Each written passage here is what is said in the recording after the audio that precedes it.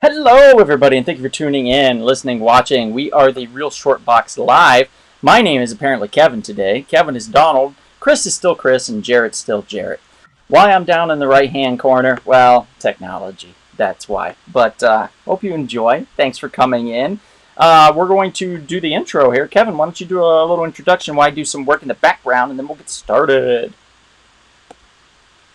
All right, brothers and sisters, welcome to the most righteous, the podcast with the most freedom and the most patriotic live stream today, the Real Short Box. Kevin, hey, buddy. Hey. At least we can be heard, so there's that. So are let's. Are we gonna invite them in like in another couple minutes or something? No, you're gonna finish yours, and then I'm gonna invite the other one in, and then I'm gonna kick them out, and then invite the other one in. We can't do it the right way now, so this is just the way we're gonna have to do it. I see. Yes. So, Kevin, we're talking patriotic films. Let's discuss some patriotic films, right? All right. You go first. What's your first one? Chris says he can't swim when we dropped him, so he needs help. Sorry, you're on your own, buddy. No one's gonna save you. Alright, this will be an interesting evening, everybody, so stick with us. It'll still be fun. I'm gonna go with right out of the gate. Directed by Timur Bekmambetov. Pretty sure he's Russian. He created the series Night Watch, Day Watch, and then there was the other one. I believe it was a trilogy. Also directed Wanted, the Mike Millar film, penned film. He basically wrote the script by writing the comic book. And I'm talking about one amazingly awesome, exceptionally how did this get done type of film. I'm talking about a very patriotic film, Abe Lincoln Vampire Hunter. Oh, wow. Now, I guess you can't be any more patriotic if you're killing vampires for your country. For those that don't know, this movie came out in 2012. Let me just read you the synopsis really quickly, because it's always easier to read the synopsis. While still a boy, Abraham Lincoln loses his mother to a vampire's bite. He vows revenge, but fails in the attempt, narrowly escaping with his life. He's rescued by Henry, played by Dominic Cooper, a charismatic vampire hunter who instructs Abe in the fine art of dispatching bloodsuckers. Dominic Cooper, by the way, is Preacher in the TV series Preacher on AMC. Abe Benjamin Walker continues his fight against the undead well into adulthood and his presidency, making a last stand against the ultimate vampire foe, played by Rufus Sewell. For those of you who don't know him, he's from Dark City. On the eve of the Civil War's defining battle, the two of them will also do battle. I'm going to tell you, it is so good. In all the wrong ways. Like, the effects are okay. They're still really cool, don't get me wrong, but obviously it's 10 years, it's a little dated. They don't look as great as you would think they would now, or as you would want them to look. But I will say, Abraham Lincoln makes for a pretty badass vampire hunter. He carries around an axe, and that's how he chops off the heads. And he practices by chopping trees and shit out in the forest and stuff. And there's a montage of that. He takes his blade of his axe and he pours silver on it, so he silver tips the blade. The axe, the handle, in battle, one of the vampires grabs a handle and he cocks the handle and shoots because it's also a gun out of the back end of the goddamn axe. It's so ridiculously cool. I can't even fathom how this movie got made. That's awesome. That is awesome. And by the way, is he killing vampires during his presidency or before his presidency? Can you still hear me, by the way? Yeah, I can hear you. Okay, great. He's killing vampires before, during, and most likely after his presidency. Well, does a certain thing not happen to him in this particular timeline? I guess you got to watch the movie and find out. Okay, I gotta watch it and find out. Yeah, I can't spoil everything for you, That's true. but it is really well done. As far as like being the most cheesy, goddamn campy film to grace the silver screen. Again, I don't know how this movie got made. Well, it was Fox, 20th Century Fox, so there's that. It did make about 116, a little over 116 million in the box office, That's which impressive. isn't terrible, but it probably cost like 50 to 75 million to make, somewhere around there. I'm not 100% sure. It got a 34% score on Rotten Tomatoes, and yeah, it was critically panned. So we'll see. See how it goes. Right. We'll see what you all think with this one. But this is Abe Lincoln Vampire Hunter. Um, for those of you that are wondering where's Jarrett and Chris, they're waiting to pop in.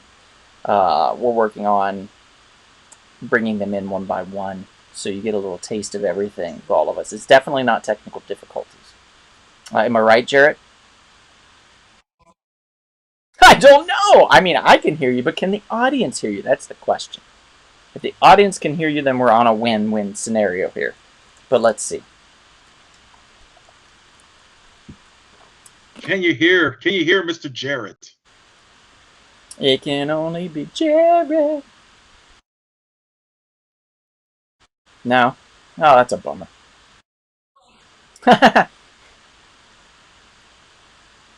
Bye. Back to the two of us. Just the two of us. Okay, so that's Abe Lincoln Vampire Hunter. Kevin, you go ahead and give us a taste of yours. What you got? I have a classic Civil War movie from 1989. Lori.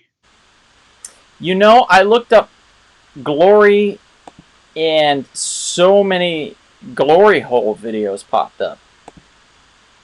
What? Yeah. I think you may have been looking at the wrong thing, my friend. You might have been looking up the wrong thing. The wrong movie? Yeah, I think so. That would explain a lot, because I was like, wow, everybody is on their knees during the, you know, the patriotic moments. I don't think that this is what's supposed to happen. No. Okay. All right. Okay. Okay, so go ahead. I'm sorry. This is a classic movie. I actually got to see it when I was in the movie theater with my parents when I was very young, when I was like a little kid. And it's a very powerful film. It's probably one of the greatest war movies ever made. In fact, probably one of the greatest Civil War movies ever made as well. And it stars an all-star cast. A young Matthew Broderick. He plays Colonel Robert Shaw, who led the 54th Regiment from Massachusetts in the Civil War and was basically all black soldiers. Well, African American soldiers who are basically fighting for their freedom during the Civil War. And you have a young Denzel Washington who plays Private Tripp, Silas Tripp. You have a young Cary Ellis, right around the time, actually a couple years after he made Princess Bride. He was in this movie. He plays Major Cabot Forbes, who was basically the right-hand man of Colonel Shaw. You have Morgan Freeman, who plays Sergeant Major Rollins. So it's a great cast, great movie. You see him going through all of the racism and all of the trials and tribulations of just being accepted as a Union soldier, and great battle scenes, and especially the end. The ending is very powerful. It's really good. Very much a patriotic movie, and it just basically explains what America should be all about. Basically fighting for equality and fighting for what the Constitution and Declaration of Independence, spoke about. It's supposed to be for all citizens, all people. So powerful movie. Can't say anything more about it. Highly recommend it if you ever have a chance to watch it. So, was Oprah Winfrey in this one? No. You think of The Color Purple. Oh. Huh. Okay. But Matthew Broderick's in this one. Yeah, Matthew Broderick is in this I always get those two confused. Anyway, so it's a really good film. Absolutely. I think you said you saw it many years ago, right? No. Oh. I don't think so. Well, I think that was The Color Purple. You got to catch it. Or Roots. You got to watch it. Something else. something else. It definitely, or maybe that was Gods and Monsters or Gods and Men or something. Oh yeah, Gods and Monsters. Yeah, maybe you Yeah, saw that one. That's something a like that. Civil War film. There's a Maybe lot you of saw that. Civil War films, just like there are a lot of World War II films. I'm gonna be honest with you. I'm not a big war buff as far as like understanding why people go to war, or understanding why people love these war films so much. Why they can be extremely patriotic, I think they can also be patriotic for oftentimes all the wrong reasons. Just to glorify war and glorify the United States and what we've done and how we've progressed. But I will say, this does sound like a film that has an actual message that's Oh yeah, purposeful and poignant. So that I appreciate for something like this. absolutely, Yeah. absolutely. That's one of the reasons why I chose it, because to me it represents what America is supposed to be about. Right, right. So on the back end of this, let's bring in another film that you want to talk about. Let's see. Since Oh, it's your turn, isn't it? Nah, because if I keep going, then I won't have anything for the other guys. So you should go next.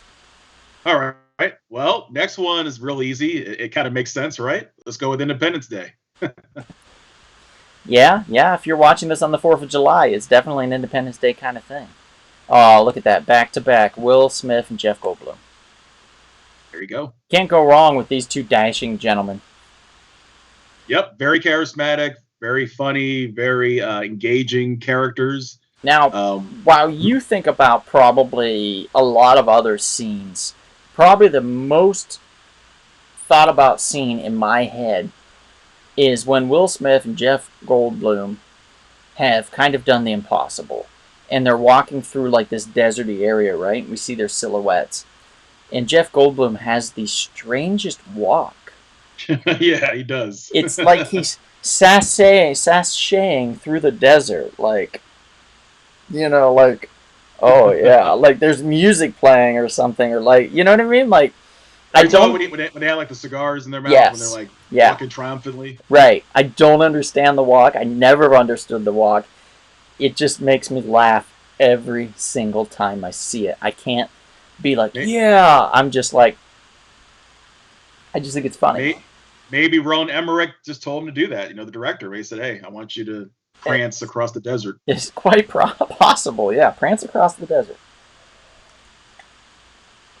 Quite But possible. the scene that does make me laugh the most, that I find very improbable, is when they're able to hack the computer virus into the aliens, mothership. Mm-hmm. I find that very unlikely that somehow we'd be able to pull that off without knowing how that would even work. Like how is that possible? Yeah, I feel like we would be destroyed immediately. Oh, of course. Like, Oh yeah. In real life, Independence Day, like when the way that went down, it would have been even quicker. yeah, yeah. And for everybody that's watching us right now, really quickly, I want to just interrupt to do a quick advertisement. The Real Short Box is making T-shirts now. I know that sounds crazy. We have our own shirts. We have currently in the size extra large. We have 2 extra large available currently right now. That we are selling these beautiful. We'll see you at the comic shop. Now we can get them other sizes if someone so wishes. We can do that. They are $25 each. And as far as shipping, if you're local, there's pickup, and if you do want it shipped, it's just $3 to ship it to you. Dirt cheap shipping. That's what I like to call it. So it'd be $28 in total, no tax or anything out the door if you want it shipped. If you're picking up or you're local, it's $25 in the LA area for a Real Short Box shirt. Now we also partnered up with one Louis Castillo, genius artist, cartoonist, heck of a nice guy, to create our very own first fashionable Real Short Box shirt that we designed ourselves. And it is a beauty. Darth Maul was right. Now I know Magneto was right is a very popular shirt right now. By the way, the Real Short Box shirts are in extra large. These Darth Maul shirts, we have a couple left that are in large. So if you'd like one, they are also $25 each, $3 shipping. If you want to pick it up, it's just 25 bucks. Basically, Darth Maul wanted to team up with Ahsoka to destroy Darth Sidious before Anakin was completely corrupted. And if Ahsoka would have accepted his invitation, we would not have possibly had all the bloodshed that we had happen. Darth Maul actually became a very cool character in the Clone Wars cartoon series. So be sure to check that out if you can. And we do have these shirts available, and we'll continue to have them available for as long as people like purchasing them. I just want to give a quick shout out to Rob Antis for being the first purchaser of said shirts. He did purchase a Real Short Box shirt. So thank you, Rob. We appreciate you. Yes, he did. And your patronage and support of this humble podcast that really doesn't make any money. So Not yet. We have a few sponsors. That's what keeps us floating, keeps us going. But we're not putting any money in our pockets, that's for sure. We're selling the shirts to help continue the podcast and fund things so we can get more equipment, and so we don't have to keep having these technical difficulties that we're having. It's growing pains, guys. We're working on it, and I do apologize. Yes, Enrique, aliens definitely would have destroyed us. They would have annihilated us. No questions asked. If an alien came to Earth with an ill content, we would be dead if it had advanced technology, because they would understand that humans at their core are destructive, and they would want to eliminate us. And it's unfortunate, but most of the time true. I mean, just watch the news. I would say like 2 to 3 hours tops, and then we're done. Yeah, I agree. Okay, so I'll do one more here real quick, Kevin, and then we will go to your final two. All right. So I'm going to talk about really quickly one movie called Top Gun. Now, for those that have seen this film, we have a new film that just came out. How many years later, Kevin? Oh, God, 36 years. 36 years later from the first one. Now, I'm going to be talking about the first one. First Top Gun's kind of a lightning in a bottle. The second Top Gun, Maverick, by the way, just topped $1 billion in the box office. Yeah, $1 billion. Oh, yeah. Topped $1 billion in the box office. It tied for number one in the spot. I expect it over this coming weekend to top the box office as well, being July 4th. This is an extremely patriotic film. As you can see, the American flag is in the background of this picture. There's often scenes of American flags throughout this film. And it is talk about the Top Gun program, which is our flight school program in the United States that teaches pilots how to become men behind the cockpit. Yeah, the stick, the cockpit, yeah, so to speak. So quick synopsis. Top Gun Naval Fighter Weapons School is where the best of the best train to refine their elite flying skills. When hotshot fighter pilot Maverick, played by Tom Cruise, is sent to the school, his reckless attitude and cocky demeanor put him at odds with the other pilots, especially the cool and collected Iceman, played by Val Kilmer.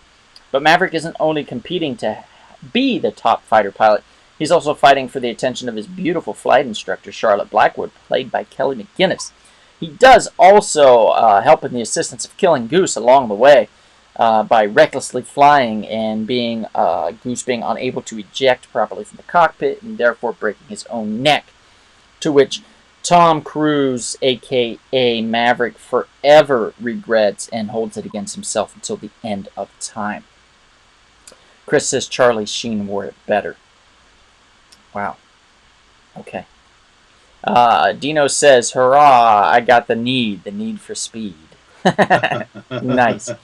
We get a highway to the danger zone for sure, right in the opening. And we get that lovely instrumental. I think Mark Silvestri that did the score for this? I thought it was Alan Silvestri. Alan Silvestri. Thank you, Kevin. Yes, Alan Silvestri. I always get that confused. So yeah, that's great. And I feel like in this film, he's very hot-headed. He's very temperamental, and that shows. It shows in his demeanor. It shows in his attitude. And in Maverick Top Gun, it shows he's a much cooler, calmer, collected individual. So it does show a lot of maturity. There's growth there. And you don't often get a chance to see that in films. You see that in the Rocky films, and you see that here in Top Gun, and I think that's pretty much it. So it's That's nice to have all that space and time, and to get back to such a good film, to be able to relive these moments and get more exciting moments that come along with it. So hopefully in another 20 years we get, Top Gun 3, Nursing Home or Bust. Yeah, pretty much. Yeah. So he breaks out. His great-grandson breaks him out so he can fly one last time. One last time. I just wrote the script. Paramount, hire me. A 90-year-old geriatric maverick. There we go. This is going to be amazing, Kevin. They wheel him in, and then they just dump him into the cockpit. Wheelchair, pull him, and he falls in, then he springs up, and he's like, let's go. Puts the helmet on, and he's ready. And then, of course, stereotypically, he forgets which instruments to use when he's flying. Yeah, it's just, it'd be terrible, man. Terrible. Naked HD wants to tell us that there's no horrors, just real cheap F dates. Thank you, Naked HD. Boy, what can I do here besides perhaps ban you from this chat? There we go. You've been banned. It's been a while since we've had the trolls, man. It's been a while. Yeah, been a bit. It's true. Itty Bitty Vlog says yay, and Ultraman Magnus says Independence Day. Yes, we already talked about it. I hope you saw that. So that's Top Gun. Kevin, what's your next one? Oh, well, I guess I'll go with Rocky 4. Okay. Let me bring up the picture. Most people, I'm sure, in this comment section have seen this movie. I mean, it's super patriotic. You have Rocky Balboa taking on the big Russian Soviet weapon, Ivan Drago. And of course, for reasons I don't know, now that I'm older and when I think about things, why in the world did Carl Weathers' Apollo Creed character take on Ivan Drago at the beginning of the movie? He didn't have to do it. He was retired. There was no need to fight him. But pride got in the way. Rocky didn't drop the towel in time, and of course, Apollo Creed paid with his life after a vicious punch, a vicious uppercut. And as we know, Rocky Balboa, Adrian tells him not to do it, but he didn't care. He had to go to Russia to fight Ivan Drago on his home turf. You see him training in Siberia. You hear all the great 80s pump-up music getting you going. I mean, what can you say? I mean, it's great workout music. You know what I'm saying? Great workout music. And then, of course, you have the great matchup that goes all 15 rounds between Drago and Rocky. Well choreographed, although realistically speaking, Rocky would have died like after round 4. But, that's true. But still, it's a movie. You're into it. It's a lot of fun. You see like Gorbachev, clapping at the end, where he gives that great speech at the end. If I could change, you could change. So what can you say? Fun movie, definitely patriotic. You got the American flag wrapped around him after the victory, and even the beginning of the movie is actually cool, where you see like the Soviet emblem glove and the American sigil glove punch each other. So, definitely a Cold War patriotic movie. Rocky 4 is where it's at. Yeah, it's true. It's true. Rocky 4 is a great one. Anybody in the chats, was anybody rooting for Ivan?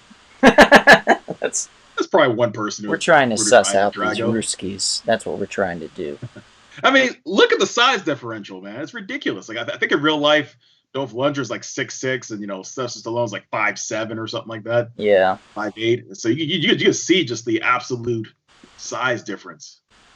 Oh man, I was watching these MMA showboating videos on YouTube recently, and it had these guys that were like taking hits, and they'd be like, "Ooh," and then like here, and then they would get hit, and they'd be like, "What?" And then like 5 minutes later, they're on the canvas because they did that one too many times, and they caught the right hit, and it just knocked them the F out. It was the best. I highly recommend YouTubing, like epic knockouts, showboating knockouts. It's great. A lot of fun. Well, I got something that could top that. I think we talked about this years ago, or with Jared maybe. The slap videos, like those slapping tournaments. That's some of the funniest things I've ever seen. They still do those. They Oh still no, I do know. those. Especially like in Russia, like they have these crazy tournaments for like the slap contest. Yeah. It is so funny. I mean, if you're depressed about something, just go on YouTube, put on one of those slap tournament videos. It is In hilarious. fact, if I Especially you see recall, them like cocking back and they're preparing and it's just Kevin, and if then I bam. recall, you and Chris, next time you guys get together, are going to do one of those tournaments. You're going to slap each other. Am I correct? Well, if you pay me about $10,000, I will participate in such a I tournament. will get you drunk. How's that? No, that's not good enough. I Ten think that'll thousand work. dollars. I think Ten that'll thousand. work. Nah, I think I'll just get you drunk. I think that'll work. First of all, that's not possible. Enrique says he was in Russia for 5 years. He left his son a child, and when he came back, he was a teenager. Oh yes, we actually talked about that. I think on a previous live stream about that. Like it doesn't make any sense. Like a 5-year difference, and they don't even acknowledge that he was gone for 5. But basically, his little kid was like a little kid. He comes back, he's like a teenager in high school. Yeah, you're absolutely right, Enrique. It doesn't make any sense. Yeah. All right, Kevin, what's your final one? It is. It's the only non-American one I have. Well, technically non-American based story, and that would be the 300. Ooh, 300. Okay. Nice. I like this choice. This is a good choice. Oh, thank you. I mean, for those who have seen it, and I'm sure, again, most of you in the comment section have seen this movie. It's about the I mean, battle I was a of... body double for a couple scenes in here. Oh, you don't say? Yeah. You know that mongoloid-looking creature? Yes, yes. Yeah. That was you. That was me. Oh, I thought you were the Xerxes double. No, definitely the mongoloid-looking one. Now, the lady with the big breasts, I believe that was you, no? Kevin? No. No? I think not. I think not. Maybe that was Chris. Chris, was that you? Were you the lady with the big breasts? Oh, no. You know, this is an early film with someone who would go on to play Cersei Lannister. You know, Lena Headey. You know, she played the Queen, Queen Gorgo to King Leonidas. You know, King Leonidas is a special lady.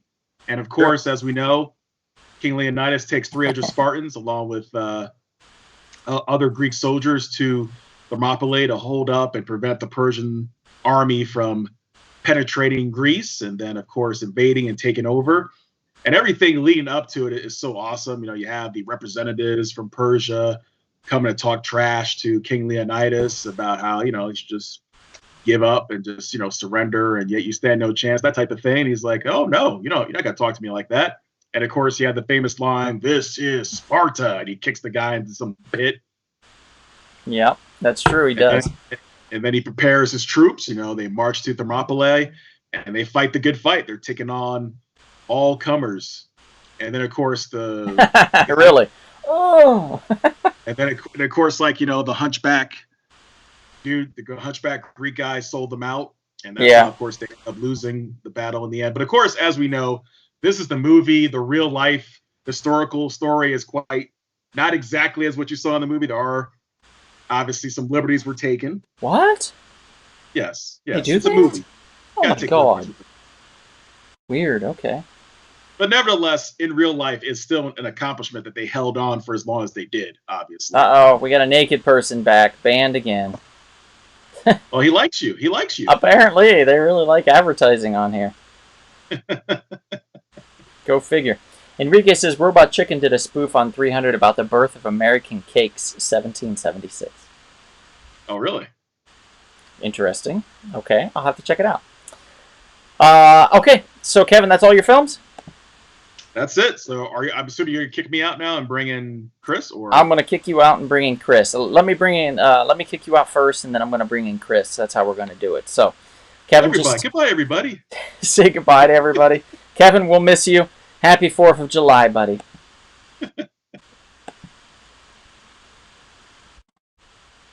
Oh wow. Okay, so there I am. Kevin's there still, but we're going to bring in a new guest. Let me bring in that guest right now.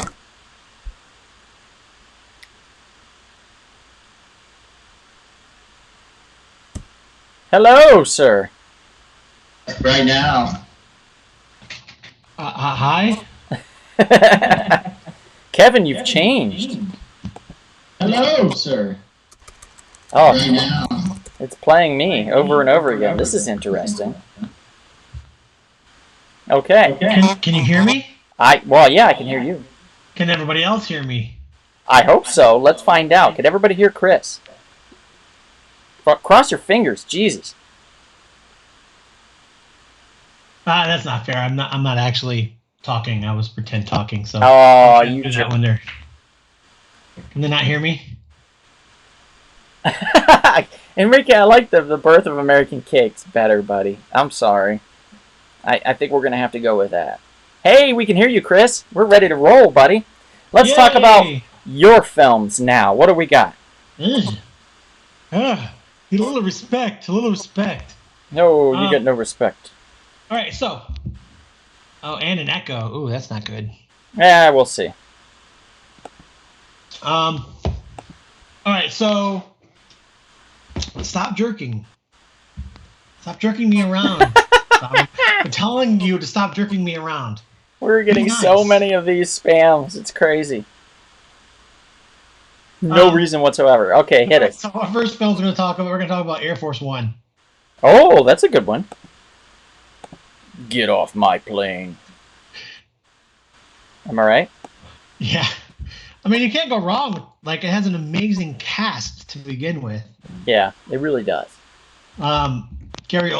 Harrison Ford, young, non-grizzled, non-gray Harrison Ford. Yeah. My favorite actor, Gary Oldman. We got Glenn Close. Okay. She looked the same as she does now. She's looked old for 100 years. And William H. Macy, I think, is also in it. Nice. Basically, of course, it takes place on Air Force One, which is the president's plane. Mm-hmm. And he plays the president, and there's like terrorists on the plane, and he basically is this president takes action and like kind of saves Air Force One from the terrorists. Very cool. And can't get much more patriotic than a president that fights. You really can't. Now, I remember when this came out, a lot of people laughed because they were like, "Oh yeah," because the president. Because up till like we hadn't seen Obama yet, and we were way far away from Teddy Roosevelt or any president of any like I'm gonna kick some ass. Like every president we had just seemed so feeble. I think Bill Clinton had some of that vigor. Obviously, he spilled a lot of it on somebody's dress, but he had a lot of that vigor. So maybe that's where that came from. No pun. Well, maybe some pun intended. But other than that, it was Obama. I think that came later. That like a lot of people kind of was like, yeah, this guy could kick somebody's ass. But I just couldn't see. I can't see Joe Biden doing it. I couldn't see Ronald Reagan or like Nixon or Jimmy Carter. You know, those guys. You just couldn't see doing much. Of anything, and definitely not Grover Cleveland. Let me tell you, he wasn't. If he saw a plane, he'd be like, "What is this?" But he probably wouldn't be allowed on a plane. I believe Grover Cleveland was like 100 years old when he was born. He had like the Benjamin Button thing. You can't have a name like Grover Cleveland and be a young man. Like it just doesn't exist. Yeah, he was born pretty old. I think that's probably the case. What is it about this thing? Real quick about the movie. Quick. Yeah, you can't get much more patriotic than an Englishman playing a Russian. True. We got Die Hard and we got Air Force One. We got Gary Oldman playing Igor Kirsanov. Perfect. Couldn't ask for a better villain. He actually was really good. He's a great actor. Just probably one of the greats. Sirius Black. He was a great, somewhat, not really a villain, but we all thought he was in that. And he just does a really good job. The Fifth Element, he was a great villain in that. Gary Oldman is just great almost in every single thing he's ever been in. There's only been a couple times I've been like, Gary Oldman, why? But and that was that one movie where he played a dwarf. Did he play a dwarf? He played a dwarf, yes. Oh no. Yeah, that's a bad idea.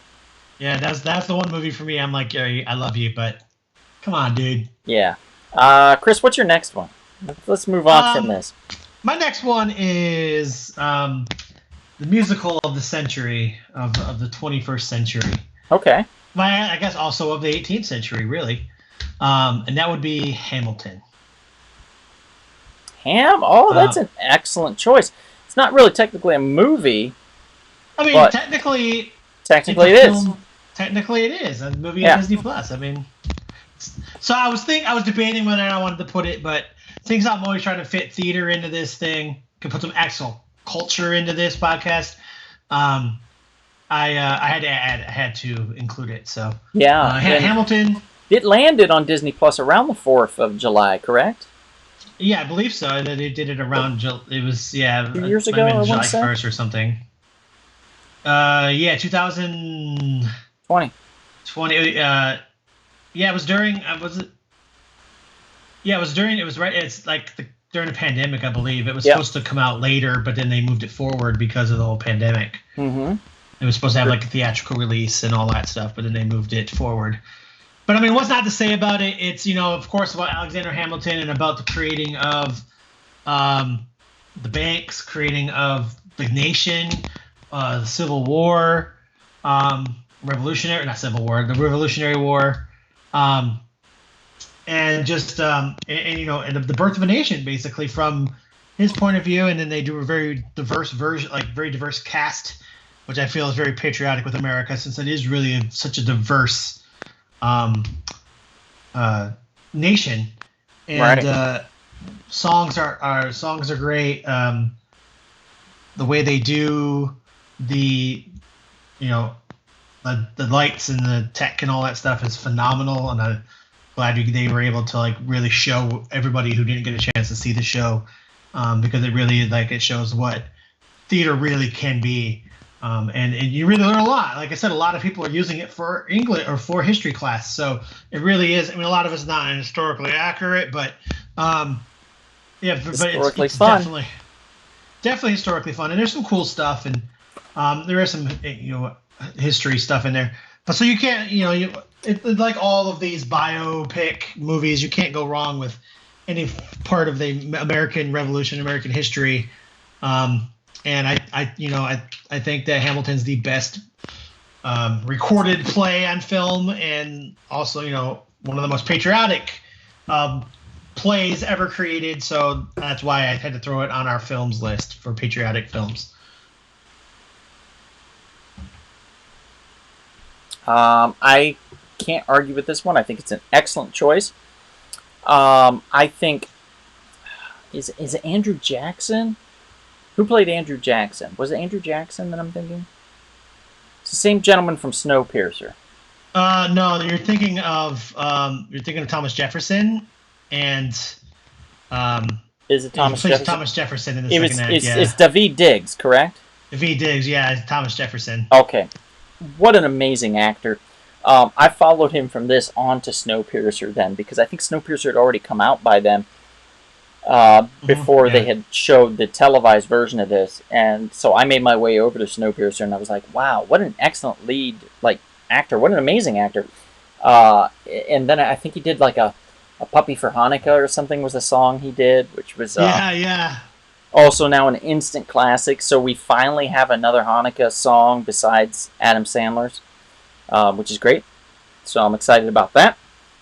But overall, just a fantastic play and a fantastic recording of the play done for Disney Plus and still available on Disney Plus. And you can check it out by going to Disney Plus and typing in Hamilton, and it should pop up for you. Disney Plus, by the way, a wonderful sponsor of not us. But guess what? We do have some shirts, and I'm going to advertise this throughout, so get ready for it. We have the Real Short Box t-shirts, guys. Now, we have a couple here, extra large. We can order more, whichever size you want. But we have extra large instantly mailed to you, or you can pick up. They're $25 each. If you want them mailed, it's $3 for shipping, making it $28 in total. Same thing for our new original printed shirts. Darth Maul was right. Look it up, guys. He was right about everything. These shirts are really high quality. They're really comfortable shirts. I'm wearing one right now. Chris wears one quite often. They're great shirts. If you do want one, they are $25. If you want it mailed, it's $28 in total. and they're fantastic. Can't recommend them enough. So pick one up. Show your support of our podcast. I feel like PBS right now. Also, please remember to subscribe because we're so close to getting 1,500 subscribers. So please, if you're watching this and you haven't subscribed, please subscribe. Get us to the 1,500 mark. Please do what you can. Pass it around. Get people to subscribe. Yes, thank you. And Chris, I want you to say hello with me to my mother and father who decided to show up this evening. Hello, my mother and father who decided to show up this evening. Hi, Mom and Dad. I think they may have forgotten. I sent them a reminder and they popped in. So I wasn't as diligent as advertising as I normally am. I've just been kind of busy this past weekend. So that did slip my mind and I am sorry. Yeah, so let's move on. Actually, I'll do one now. I'm going to pop in one. This one's going to be like, duh. Everybody's going to be like, obviously, this one should be chosen because it just makes the most sense. We're talking about Captain America, the First Avenger. Now, why this film? Well, again, duh. It's 1941 and the world is in the throes of war. One Steve Rogers, patriotic as hell, can't volunteer for the military, for the army, for anything because he's too weak. But what he can volunteer for is a scientific project to be a guinea pig to get strength. So he does it and therefore becomes Captain America to fight the Nazis and specifically Red Skull, who's trying to push the Nazis into a uber power that will destroy the world. Fantastic little film. Was directed by Joe Johnston. Joe Johnston, if you don't know, also, if I recall, directed The Mummy with Brendan Fraser, which is also an excellent film. Doesn't have Nazis in it that I remember, but it's definitely around, like circling around that time, so to speak. Maybe a little earlier, but around there. Gabe Butler pops in. Wow, Gabe. Hey, buddy. Are you going to go to Comic-Con this year? We couldn't get a hold of you. So let us know. Reach back out to Kevin or me. Text us. Let's see. Mom says her teeth hurts or hurt. Oh yeah, my mom had 2 teeth pulled. Sorry, Mom. That's gotta hurt. Donald, the Mummy takes place in 1933. 33. Okay, yeah. So close, around there. Like I said. Let's see. Janet says, "Have you guys seen Yankee Doodle Dandy from 1942?" I don't remember. Perhaps my mother showed it to me, and I don't remember it offhand, but probably.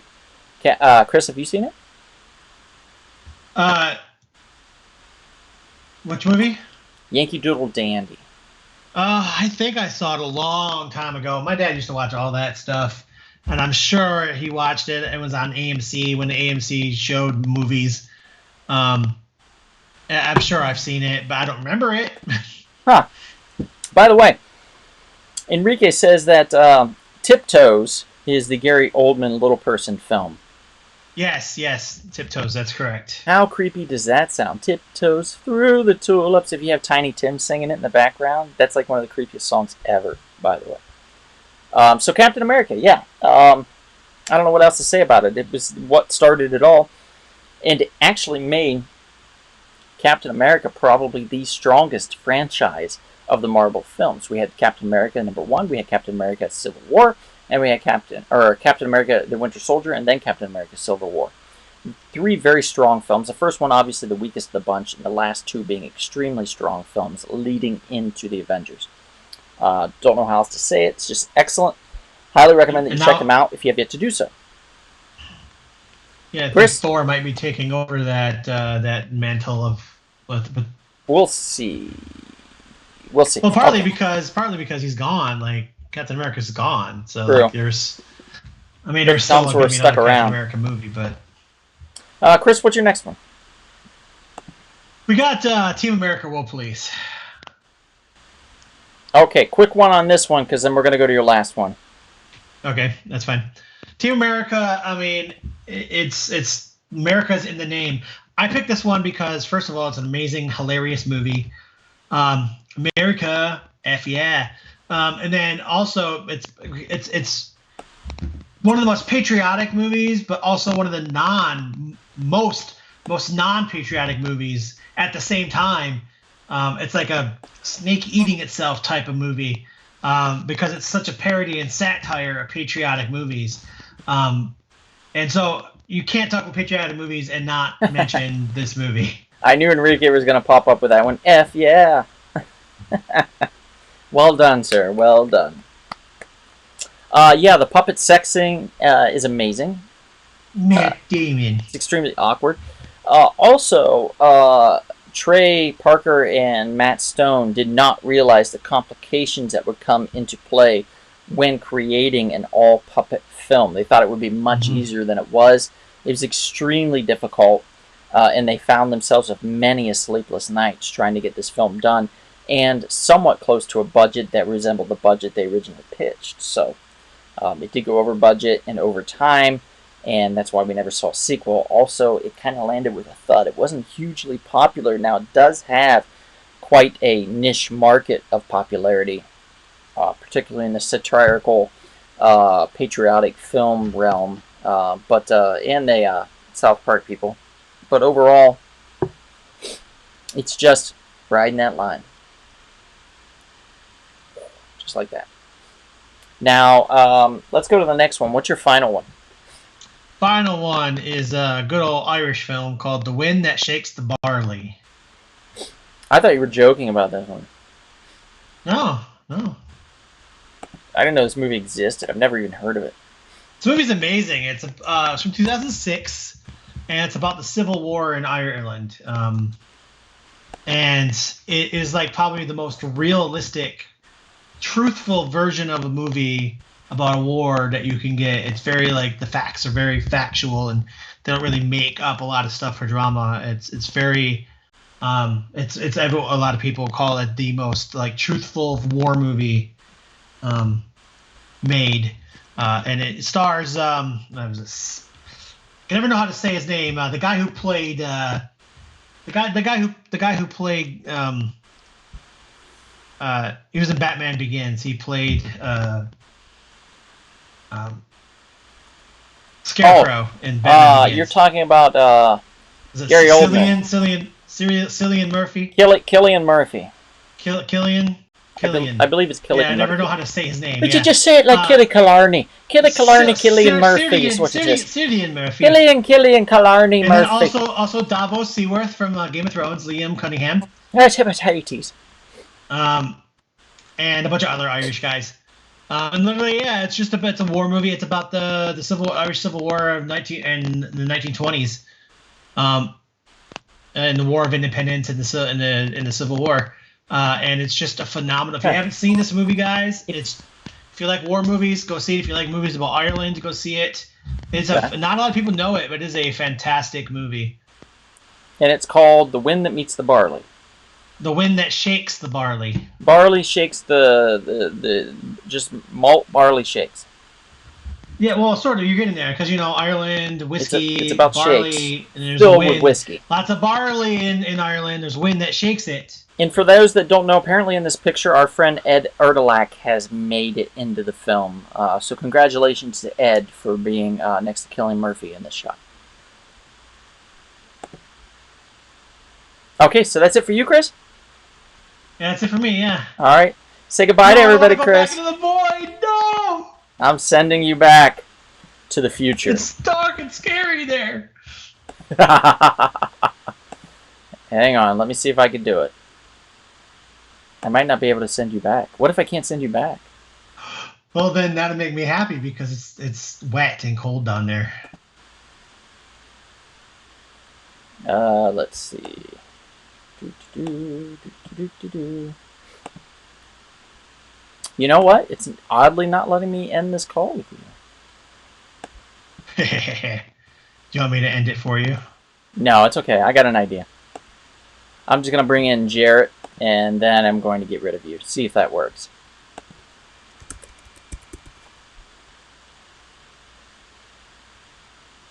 Huh. It's not allowing me to add Jarrett either. This is weird. There it is. Okay, I'm going to add in Jarrett, and here we go. Bye, Chris.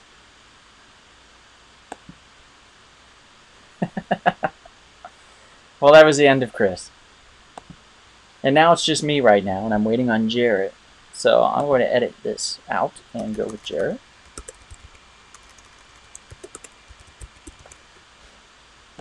And there we go.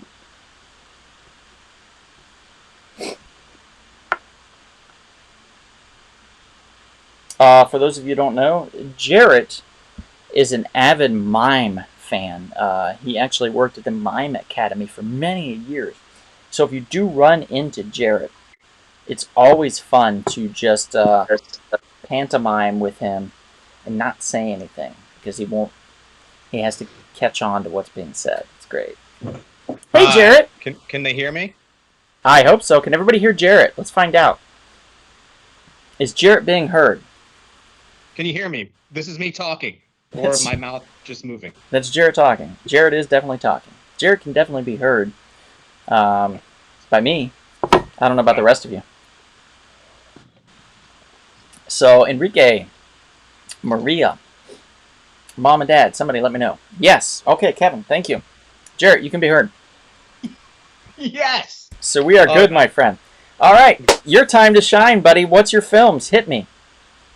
Let's go with my first one in alphabetical order. We're going to go with 1989's Best of the Best. Oh, that film. Best of the Best? Yeah. Oh, wow. Okay, bringing it up right now. Thank you guys for letting me know. Everybody can hear you. This is perfect. Best of the Best. Got the picture up. We're ready to roll. Now, this movie revolves around a team of American martial artists facing a team of South Korean martial artists in the Olympics. This movie was one of those movies that was definitely much like A Weekend at Bernie's and some other movies that really felt that got the hype from the VHS market. People were looking to rent a film. The main film was not there. They're like, what the hell is this Best of the Best thing? And then people like my dad were like, Eric Roberts, that guy used to be a great actor. He's in it.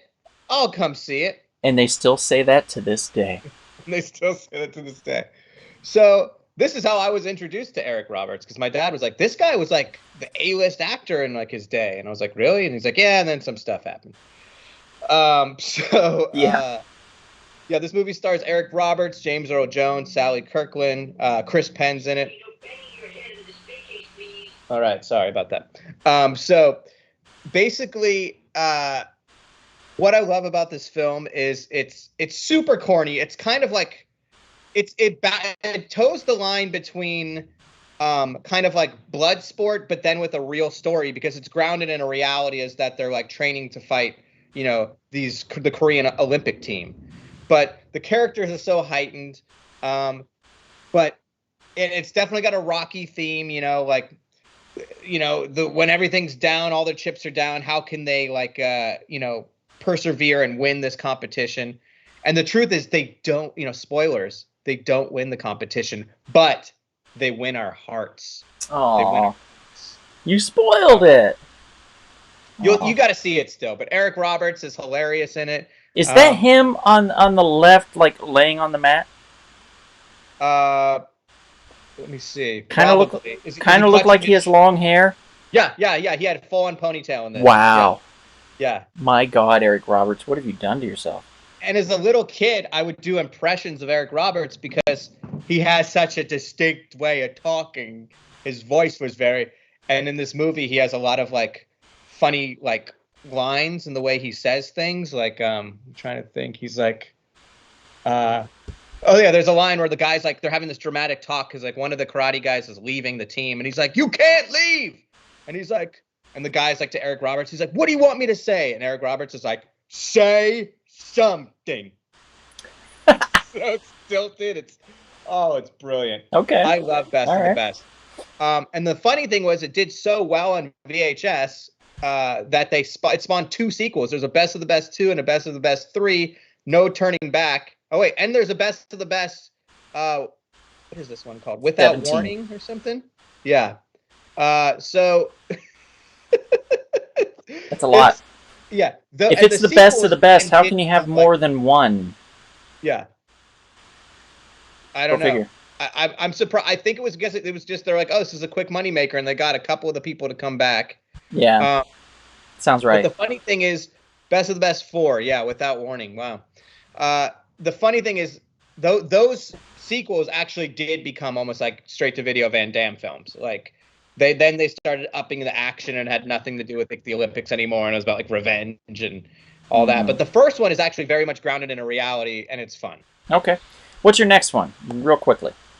My next one is, as you can see behind me, Wolverines. Oh no! Wait, not Wolverines. I'm doing Gangs of New York. Gangs of New York. Sorry. Gangs of New York. Obviously, Martin Scorsese, Leonardo DiCaprio, Cameron Diaz, and the amazing Daniel Day-Lewis as Bill the Butcher. Maybe one of the best characters to grace the screen. This I don't movie, remember this film. You don't remember this film? This film, though, what I loved about it and why it's on my patriotic list is because it shows the American immigrant. You know, it shows how the Irish were treated in the beginnings of coming over to Ellis Island and stuff like that. You know, there's a lot of celebration of the Irish, but in the beginning, it was not. They were looked on. You know, it was like blacks and Irish people were looked on like bad. Like you were filth, you were dirt, you lived in the poorest communities, and you were shunned, and you were not real Americans. And the film itself, I will definitely say, if Daniel Day-Lewis is not in this film is weak. But he's so good in it that it makes it so rewatchable because he's pretty much, you know, the main character next to Leonardo DiCaprio, who's not bad. But that story is pretty generic of like it's the kid avenging his father who was killed by. I thought it was he fell in love with a girl and then like the boat hit an iceberg or something and they started to sink. That happens at the end, and you spoiled that, dude. I'm sorry. Yeah. I'm so sorry. Yeah. She's like, there's no room. And then Daniel Day-Lewis comes up and hacks off Leonardo DiCaprio's hand, and he falls into the ocean. That's terrible, but good for him. Yeah. It's a sad ending. Yeah, sounds pretty sad. So yeah, that's Gangs of New York. What's your next one? My last one, as I was saying before, Wolverines, the original 1984 Hacksaw Ridge. Red Dawn. Oh, Red Dawn. I can't believe they made a remake. I don't understand why people make remakes of cult films. It's a cult film for a reason. It's like people love that aspect of it. Unfortunately, I was given a picture of Red Dawn that doesn't work. It's not a JPEG. It's an AVIF. I don't even know what that is. So I am going to bring up yet another picture of Abraham Lincoln. That's fair. You could also just look behind me. That's from the movie Wolverines. The film depicts a United States that has been invaded by the Soviet Union. This is in the 80s, which is pretty much now like today. We have inflation and all that stuff. We have the Red Scare again. So it's the Soviets and their Cuban and Nicaraguan allies invade America.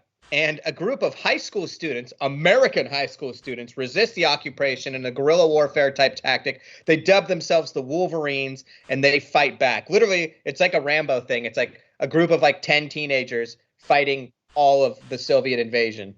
You got a great 80s Brat Pack type cast. You got Patrick Swayze, C. Thomas Howell, all coming from The Outsiders. And you got Charlie Sheen, Harry Dean Stanton, who's in everything. Powers Booth. Harry Dean Stanton. Yeah, it's a crazy cast for this movie. I loved this movie growing up. It was just like one of those things of like, well, this could happen. Because, you know, we grew up like terrified of like Russian invasions and all that stuff. And like Russia was the enemy. And what if they came to your school? Would you defend it? Would you and your friends get in your pickup truck and shoot them? And I said, you bet your ass I would. But I couldn't drive, and I didn't know anybody who owned guns. Alex Bankita in the house. He says, apparently Walter in The Big Lebowski is based off the director of Red Dawn, he thinks. John Milius would be that director. Wow. That's pretty cool. I do want to bring something up, since Jarrett, since you're done with yours. We had a Nick Cage film for Patriotic Films, and that was National Treasure. Darren chose this. Darren's actually, I think he's in the first or the second one. I think he's in the first one. I'm not 100%. But Darren's actually, you can see him quite well in this. He's one of the security guards in the museum, so I think he's in the first one. Okay. So you can see him there. John Turteltaub directed that. He also directed another film that I think is better, and not because they're both patriotic films, but I feel like this one has a better message, and I'm talking about One Cool Runnings. Cool Runnings, just to break it down for you, 4 Jamaican bobsledders dream of competing in the Winter Olympics despite never having seen snow. So they get the help of a disgraced former champion desperate to redeem himself, and then the Jamaicans set out to win the Olympics and the hearts of all fellow Olympians and fans. John Candy, by the way, plays the character of Irving Irv Blitzer, who I happen to have picked up over the weekend in pop form. They made, yes, a Cool Runnings John Candy pop. This happened. I couldn't not get it. And I'm going to tell you, when we're talking about patriotism, for them to be Jamaican and to want to have a bobsled team says a lot. It shows perseverance, it shows dedication, it shows heart, all of which should be part of your patriotism, not only to yourself, but to the people that you love. And it doesn't necessarily always have to be to your country. It can just be to your fellow man. And I think that's the most important part that we have to take away from this, is that there's a lot of love, a lot of patriotism that goes into every day. And I just want to play a quick little tune here for you. We'll see if it pops up. It might not. I don't think it will. But that's okay. But I do want to say this. I want to thank you all for listening. I want to thank you all for tuning in. Jarrett, thank you for your choices. They were excellent choices. Thank you. Thank you. And thank you, Mr. John Candy. Someday, we will have your daughter on our podcast. Jen Candy, we're coming for you. You will be on our podcast someday. Because we're big fans. And we are selling shirts. Let me just mention that one more time.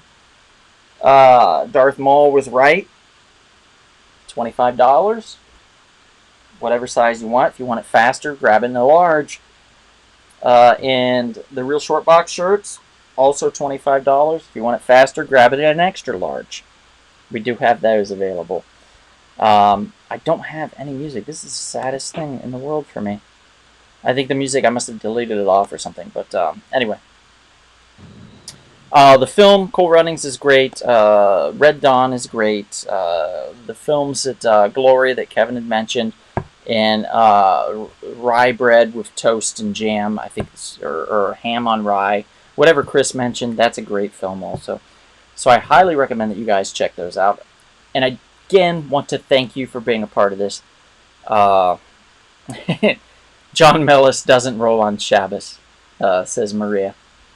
My mom says she loved Cool Runnings. Alex is laughing. My dad says he needs a 2X. Dad, you already have one coming to you. Don't worry. It's part of your Father's Day birthday present that's coming hella late. So there's that.